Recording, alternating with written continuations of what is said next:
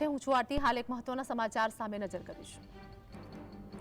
Ahmedabad sports ક્લબમાં આજ રોજ ચૂંટણી યોજાઈ રહી છે। તો સ્પોર્ટ્સ ક્લબની ચૂંટણી એકતા પેનલ અને પરિવર્તન પેનલ સામે જંગ જામ્યો છે। તો અમદાવાદ ખાતે સ્પોર્ટ્સ પેનલની ચૂંટણીનું આયોજન કરવામાં આવ્યું। પરિવર્તન પેનલમાંથી ફક્ત રાજેશ બ્રહ્મભટ્ટ ઉમેદવાર છે। તો આ અંગે વાત કરીએ કે એકતા પેનલમાંથી 7 જેટલા સભ્યો ચૂંટણીમાં ઉભા રહ્યા છે। તો 1066 જેટલા મતદાતાઓએ ઈ વોટિંગનો ઉપયોગ કર્યો છે। તો અમદાવાદ ખાતે આ ચૂંટણી યોજાઈ છે, જેમાં કુલ 9000 મતદાતાઓ સ્પોર્ટ્સ ક્લબ સાથે જોડાયેલા છે। અને આ સાથે જ આજે સાંજે 5 વાગે ચૂંટણી પૂર્ણ થશે। તો અમદાવાદ ખાતે આ ચૂંટણીનું આયોજન કરવામાં આવ્યું છે। ચૂંટણી પૂર્ણ થયા બાદ મતગણતરી પણ શરૂ કરવામાં આવશે। સંવાદદાતા ધવલ અમારી સાથે જોડાઈ ગયા છે। અમદાવાદમાં સ્પોર્ટ્સ ક્લબ્સની ચૂંટણીનું આયોજન કરવામાં આવ્યું છે, શું વધુ અપડેટ?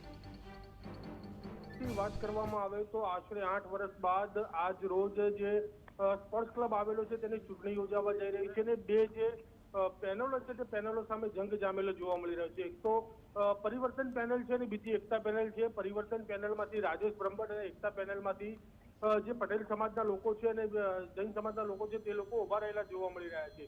એટલે કે બીજી બાજુ કહી શકાય કે જે પરિવર્તન પેનલ છે તેમના દ્વારા અનેક મુદ્દાઓ ઉપાડવામાં આવ્યા હતા કે જે સ્પોર્ટ્સ ક્લબની અંદર જે નોનવેજનું વેચાણ થતું હોય છે તે બંધ કરવામાં આવે, જે ફી ભરવામાં આવી છે તે સરકારમાંથી પાછી આપવાનો હુકમ કરવામાં આવે છે, તે ફી પણ પરત કરવામાં આવે તેની પણ વાત કરવામાં આવી હતી। તો સાથે જ ઈ વોટિંગનો પણ અહીંયા ઉપયોગ કરવાનો જે તે રાખવામાં આવે છે। એટલે કે જે પ્રમાણે ચૂંટણી કમિશનર સુધીરભાઈ નાણાવટીએ જણાવ્યું હતું કે 1066 જેટલા ઉમેદવારો ઈ વોટિંગનો પણ ઉપયોગ કર્યો છે ને ઈ મતદાન કરવામાં આવ્યું છે। તો સાથે જ કુલ 9000 જેટલા સભ્યો આ ક્લબ સાથે જોડાયેલા છે, તે તમામ સભ્યો મતદાન કરે તેવી પણ આશા સેવવામાં આવી છે। એટલે કે સાંજે 5 વાગ્યા ચૂંટણી પૂર્ણ થશે અને પૂર્ણ થયા બાદ જે મતગણતરી છે તે શરૂ થશે। એટલે કે સાંજે મોડી રાત સુધીની અંદર મતગણતરી પૂર્ણ થશે અને ત્યારબાદ સ્પોર્ટ્સ ક્લબનું જે ચિત્ર છે તે સ્પષ્ટ થઈ શકે તેવી શક્યતા જોવા મળે છે।